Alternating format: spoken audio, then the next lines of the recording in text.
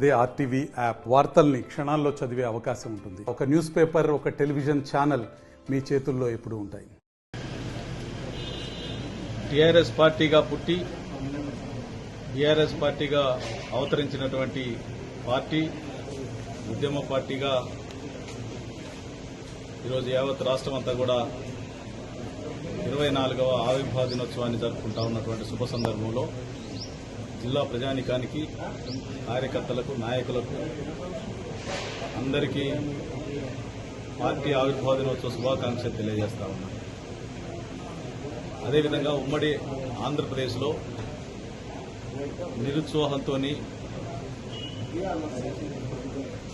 మరి ఆశాజనకంగా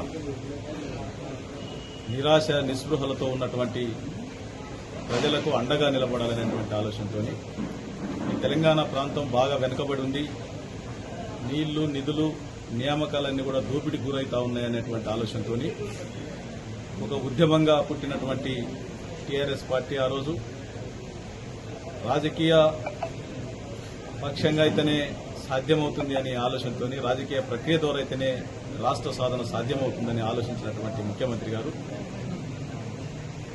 మరి 2001 ఏప్రిల్ 27వ తేదీన ప్రారంభించినటువంటి టీఆర్ఎస్ పార్టీ ఈరోజు పెద్ద ఎత్తున రాష్ట్ర వ్యాప్తంగా అనేక ఉద్యమాలు, పదవులు సైతం త్యాగం చేస్తూ తెలంగాణ రాష్ట్ర సాధనలో వెనుకడుగు వేయకుండా వస్తదా రాదా అని చెప్పేసి ప్రశ్న వేసుకునేటువంటి పరిస్థితుల్లో పెద్ద ఎత్తున ఉద్యమం కొనసాగించి యావత్ రాష్ట్రంలో ఉన్నటువంటి సకల జనులందరినీ కూడా ఉద్యమ భాగస్వాములుగా చేసి అనేక మంది త్యాగాలు, విద్యార్థి నాయకులు కూడా ఒక పక్క చనిపోవడం, విద్యార్థులు అనేక మంది ఇక తెలంగాణ వస్తదా రాదా అని చెప్పేసి పార్లమెంటు భవనం పైకి సూసైడ్ చేసుకున్నటువంటి పరిస్థితులను సైతం ఏది ఏమైనా కానీ ఖచ్చితంగా తెలంగాణ సాధించాలి, తెలంగాణ ప్రజల పక్షాన తెలంగాణ గొంతుకగా నిలబడాలి అనేటువంటి దృఢ సంకల్పంతో చివరికి ఆమరణ నిరాహార దీక్ష చేశారు.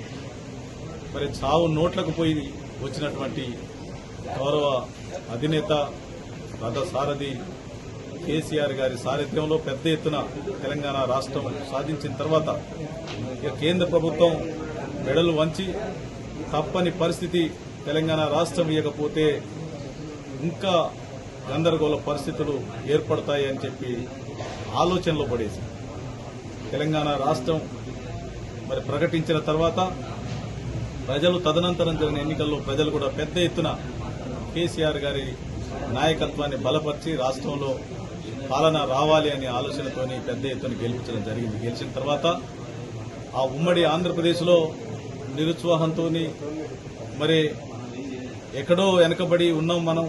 అనేక ఇబ్బందులు, రైతాంగ సమస్యలు, ప్రజలకు నీళ్లు దొరకక, సాగునీరు, తాగునీరు లేదు, వైద్యం లేదు, విద్య లేదు, అనేక రంగాల్లో వెనుకబడినటువంటి రాష్ట్రాన్ని పురోగతిలో వైపు తీసుకొచ్చి రాష్ట్రంలోనే, దేశంలోనే ఒక ఆదర్శవంతమైనటువంటి పాలన కొనసాగి ఎక్కడ లేనటువంటి సంక్షేమ కార్యక్రమాలని మరి కొనసాగించినటువంటి ముఖ్యమంత్రి గారు 10 ఏళ్ల పాటు పెద్ద ఎత్తున ఎక్కడ లేనటువంటి పథకాలు, రైతు బంధు, రైతు బీమా, ప్రాజెక్టుల నిర్మాణం, అదేవిధంగా కళ్యాణ లక్ష్మి, షాదీ ముబారక్, దళిత బంధు లాంటి పథకాలను తీసుకొచ్చి మరి కేంద్ర ప్రభుత్వమే అభినందించే విధంగా పెద్ద ఎత్తున పాలన కొనసాగడం జరిగింది.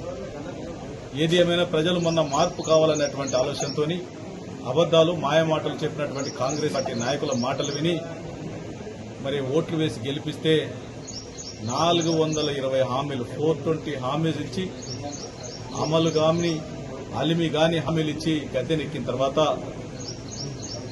మరి ప్రజల్ని మోసం చేయడం జరిగింది.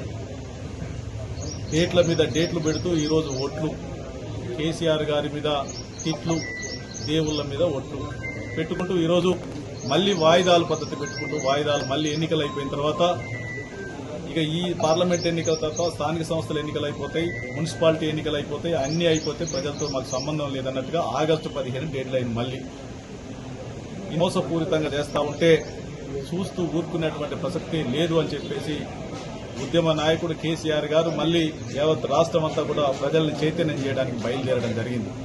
తప్పకుండా ఈ రాష్ట్ర ప్రయోజనాల కోసం జై తెలంగాణ అంటూ నినదిస్తూ మళ్లీ ప్రజల్లో కొట్లాట చేస్తూ ప్రజలతో పాటు కలిసి అధికారం పార్టీ పైన కొట్లాట చేస్తూ ఖచ్చితంగా నిలదీస్తూ తెలంగాణ గొంతుకుగా నిలబడి ప్రజా ప్రయోజనాల్ని కాపాడటంలో వెనకడుగు వేసేటువంటి ప్రసక్తి లేదు అని చెప్పేసి మరి బయలుదేరడం జరిగింది.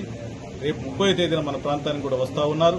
పెద్ద ఎత్తున ప్రజలు ఆ కార్యక్రమాన్ని విజయవంతం చేయాలని చెప్పేసి ఈ సందర్భంగా కూడా నేను కోరుకుంటా ఉన్నా.